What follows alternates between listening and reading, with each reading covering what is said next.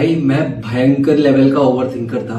सारी चीजों को मैं 50 बार सोचने की आदत रखता था। मैं बहुत बार मेरे कॉलेज के दिनों में व्हेन आई वाज यंगर मेरी आदत थी कि मैं सिर्फ अलग अलग बिजनेस आइडिया सोचता था, मैं अलग अलग करियर सोचता था, मैं अलग अलग हॉबी सोचता था कि हाँ इसमें मेरा करियर बन सकता है, हाँ ये मैं कर सकता हूँ, हाँ मेरे साथ ये भी हो सकता है। सिर्फ इन सारी चीजों के बारे में मैं सोचता था, सोचने के अलावा कुछ नहीं करता। क्योंकि जिस दिन मैं उसको ट्राई करने जाता था ना, 1 या 2 दिन के अंदर मैं हार मान लेता था, मुझे फेलियर मिलता था एंड मुझे लगता था कि यार ये तो मेरे लिए नहीं है। एंड इस तरह की भयंकर लेवल की ओवर थिंकिंग में मैंने अपने लाइफ के 5 साल तो कम से कम बर्बाद किए ही होंगे आराम से, कुछ नहीं तो। और मैं उस पॉइंट से आज एक ऐसे पॉइंट पे आ पाया हूं जहां पे मैंने फाइनली एक ऐसी चीज जिसके बारे में मैं इतनी ज्यादा ओवर थिंकिंग कर रहा था, इतना ज्यादा सोच रहा था, जो कि है ये यूट्यूब पर मैं पहले से आना चाहता था। मुझे लगता था कि हाँ मेरे अंदर वो चीज है जहां पे मैं बात कर सकता हूँ, मुझे बात करने का शौक है, मुझे लोगों को समझाने का शौक है।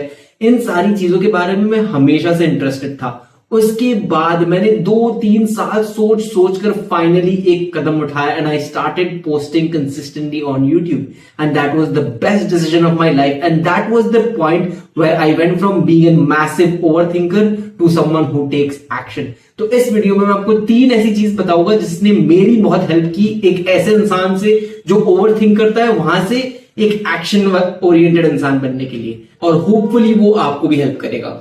जब ओवर थिंकिंग होती है ना, तो एक सबसे बड़ी उसकी प्रॉब्लम होती है कि हम 10, 100, 1000 चीजें सोच रहे होते हैं एंड उसमें से हम करना कुछ भी नहीं चाहते। तो it's basically like an extended level of procrastination. हमें अपने अंदर कॉन्फिडेंस नहीं है, हमें डर लगता है कि शायद ये चलेगा, ये ना भी चले, क्या पता मैं करूं ना करूं। तो ये एक लेवल का प्रोक्रेस्टिनेशन बन जाता है और हम विंडो शॉपिंग करके बैठते हैं। मतलब क्या है कि मतलब हमें लगता है कि हाँ ये भी ऑप्शन है, ये भी ऑप्शन है, तो हम हमारे माइंड को ये ऑप्शन अपने लिए खुले रखने होते हैं। तो इसलिए वो कोई एक चीज चूज नहीं करेंगे, हम अलग अलग चीजों को सोचते जाएंगे। मैं तो ऐसे ही करता था। फिर जाकर मैंने जब ये एक डिसीजन लिया, मैंने एक फ्रेमवर्क अपनाया and the framework was basically मैंने अपने माइंड को, जो इतना क्लैटर था ना, कि इतनी सारी चीजें मेरे अंदर आ रही थी, कंफ्यूजन आ रहा था, मैं इतना सारा कंटेंट कंज्यूम कर रहा था, तो मैंने डिसाइड किया कि मैं एक छोटी चीज करूंगा जो मुझे बहुत टाइम से करनी है। That was actually having my own YouTube channel, जहां पर मैं आके लोगों को कैमरा के सामने बात करूंगा, अपने आइडियाज शेयर करूंगा, अपनी फिलोसफी लोगों तक पहुंचाऊंगा and I took that action step. हाँ पहले मेरे लिए बहुत मुश्किल था, मुझे लगभग 1 साल हुआ ये चैनल स्टार्ट किए हुए एंड मुझे आप जाके चैनल चेक कर सकते हो कि मैंने पहली वीडियो डाली थी 1 साल पहले एंड उसके बाद मैंने कंसिस्टेंसी लगभग 6 महीने बाद लाई अपने अंदर। तो आप सोच सकते हो कि मैं कितनी ओवर थिंकिंग कर रहा था कि मैंने एक वीडियो डालने के बाद भी और ओवर थिंकिंग की and finally I broke it down in a way कि जहां पे अब मैंने 160 प्लस वीडियोस अपने चैनल पर डाली है। How did I do this? The simple action step for you here is that आपको एक सिंपल गोल बनाना है। अगर आपको कोडर बनना है तो हर रोज आप 1 महीने, 2 महीने, 3 महीने अपनी आंखें बंद करके आप सिर्फ काम करोगे।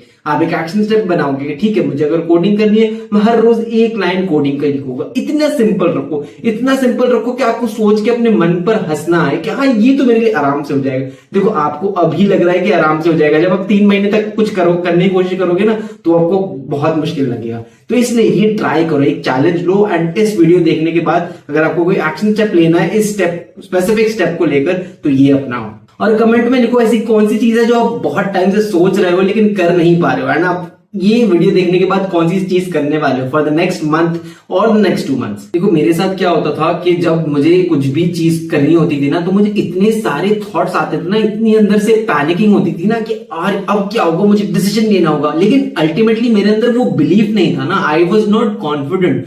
तो वो डिसीजन लेने के लिए मुझे इतनी मुश्किल पड़ती थी एंड इतने सारे थॉट्स आते थे कि मेरे लिए पूरा ओवरवेलमिंग हो जाता था कि मतलब मैं क्या सोचूं, किसके बारे में सोचूं एंड अल्टीमेटली मैं एकदम सुकड़ा जाता था कि ठीक है चलो छोड़ दो, मैं कुछ भी नहीं कर रहा, यहाँ पे ऐसे बस बैठना, यहाँ पे ऐसे सिर्फ लेटना अपने बेड पे बहुत ज्यादा सेफ है, मुझे घर से बाहर नहीं निकलना, मैं कुछ भी नहीं करने वाला। तो इसके लिए ना एक सोल्यूशन है कि मैंने लिखना चालू कर दिया ज्यादा। मैं बचपन से देखो मुझे लिखने का हमेशा से शौक था, so I was privileged in that sense कि मेरी लिखने की हमेशा से आदत थी। लेकिन वो लिखने की आदत ना मेरे लिए बहुत काम आई। Whenever I used to panic I started writing it out.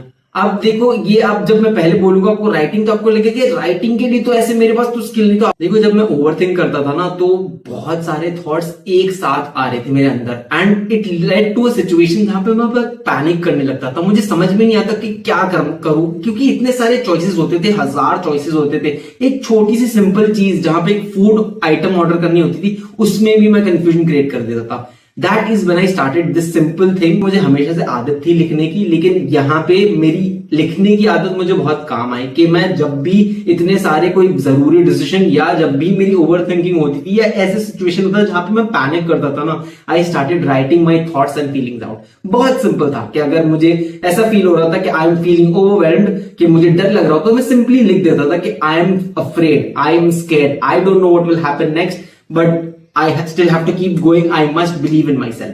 इतनी सिंपल सी 3-4 लाइन लिखता था, जितना मेरे दिमाग में आए, जो मेरे थॉट्स हो मैं सिर्फ अपने राइटिंग के बेस पर लिख देता था। अब वो बहुत बार नोट्स पे होता था, पेन पेपर पे होता था, बहुत बार वो ऑनलाइन डिजिटल नोट्स भी होते थे।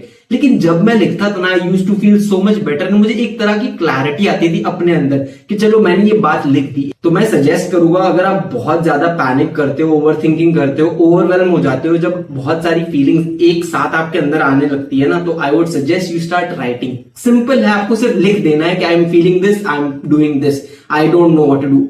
एंड समहाउ, एटलीस्ट मेरे लिए तो ऐसा था कि मेरा मन बहुत हल्का हो जाता था, and I used to be able to take that decision, and at least मैं डरता कम था उस चीज। और इसका एक एडवांटेज था कि जो भी आपकी चीज है ना, जिससे भी आप डर रहे हो, जो भी सारे डिसीजन आप ले नहीं पा रहे हो, वो एक क्लियर वे में, एक सिस्टमैटिक वे में अपने थॉट्स के अंदर से आप एक्सप्रेस कर रहे हो, लिख कर। एंड जब आप कुछ लिख कर करते हो तो आपका मन तो हल्का होता ही है डेफिनेटली। देखो ये सबसे इंपॉर्टेंट वाली चीज है, जो मुझे लगता है कि काफी हद तक इसने मुझे होल्ड बैक किया था, and that was my own self limiting belief. देखो कई रीजन से, अब वो हो ट्रॉमा बचपन का, वो हो कभी आपने कुछ ट्राई किया हो एंड वो ना चला हो, बट कहीं ना कहीं हमारे अंदर ये हो जाता है कुछ इंग्रेंड के हम जो भी करेंगे उसमें फेलियर मिलेगा, एंड फेलियर इज बैड।